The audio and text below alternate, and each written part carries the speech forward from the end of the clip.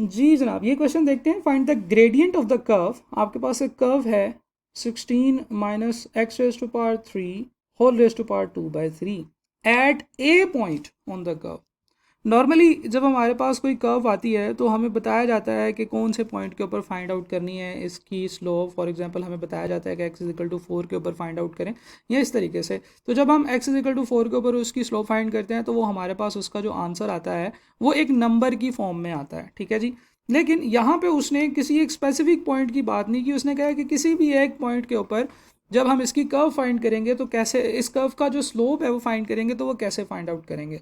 अब यहाँ पे एक्चुअली जो एग्जामिनर पूछना चाह रहा है, बच्चे इस इन वर्डिंग में कंफ्यूज होते हैं कि हमने करना क्या है, कि किसी एक पॉइंट के ऊपर कर्व का जो स्लोप है वो कैसे फाइंड करते हैं। तो आपने अगर लेक्चर्स गौर से देखे हैं या आपने जहाँ से भी पढ़ा है आपने गौर से पढ़ा है, तो वहाँ पे आपको ये बताया जाता है कि जनाब जब भी कभी आपने किसी कर्व की स्लोप फाइंड करनी है तो उसके लिए आपने उस स्लोप का उस कर्व का फर्स्ट डेरिवेटिव फाइंड आउट करना है और उसके अंदर एक्स की वैल्यू पुट कर देनी है। तो ये आपसे सिर्फ पहला स्टेप फाइंड आउट करने के लिए कह रहा है, ये नहीं कि आपने simple first derivative find out करना है इस इक्वेशन का तो आपके पास वो इक्वेशन आ जाएगी which is the equation of slope of the curve, right. तो ये चीज़ हमने बड़ी डिटेल से पढ़ी हुई है कि फर्स्ट डेरिवेटिव जो होता है जी उसे हम कह सकते हैं कि that is an equation of slope.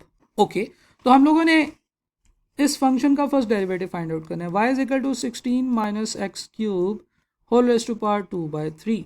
तो जनाब इसका डेरिवेटिव फाइंड आउट करते हैं। आपको पता है यहाँ पे चेन रूल लगेगा और चेन रूल के हिसाब से सबसे पहले हम लोगों ने 2/3 करना है।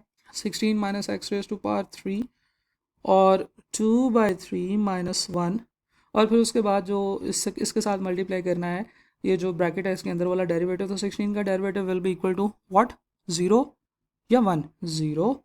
Okay, minus x raise to power 3 का डेरिवेटिव क्या बनेगा जी, 2x square, 3x square, sorry 3x square will be the answer. तो 0 माइनस 3x स्क्वायर ये हमारे पास यहाँ पे आंसर आ जाएगा, ठीक है जी। आगे आप इसको सॉल्व करेंगे तो आई एम वेरी होपफुल कि आपके पास इसका आंसर आ जाएगा। इसको सॉल्व करते हैं जी।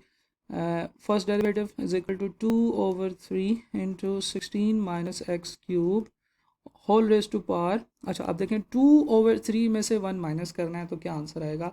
2/3 में से 1 माइनस करना बहुत ही ईजी है। आपने सिंपल कैलकुलेटर ओपन करना है और कैलकुलेटर में पुट करना है जी 2 divided by 3 right arrow minus 1, और फिर जब आप इक्वल टू प्रेस करोगे तो यू विल गेट आंसर -1/3। तो ये आ जाएगा जी -1/3, और इसको मल्टीप्लाई करना है किसके साथ, -3x स्क्वायर के साथ, क्योंकि 0 तो फिर आप, तो हमारे पास जो आंसर आएगा that will be equal to 2/3 into 16 minus x cube raise to power 1/3।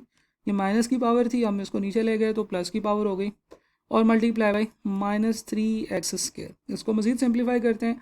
जब हम मल्टीप्लाई कर रहे होते हैं तो हम लोग इसको ऐसे लिख सकते हैं कि -3 और 2 -6, या चले ऐसे करते हैं कि ये जो -3 है इसको इस 3 के साथ काट देते हैं, तो यहाँ पे सिर्फ -1 बच जाएगा, ठीक है जी। तो हमारे पास जो आंसर आएगा that will be equal to -2x raise to power 2 यानी कि x square divided by 16 minus x cube whole raise to power 1/3 third root, या मैं ऐसे भी लिख सकता हूँ -2x square divided by 16 minus x cube और इसका क्यूब रूट, ठीक है जी, राइट।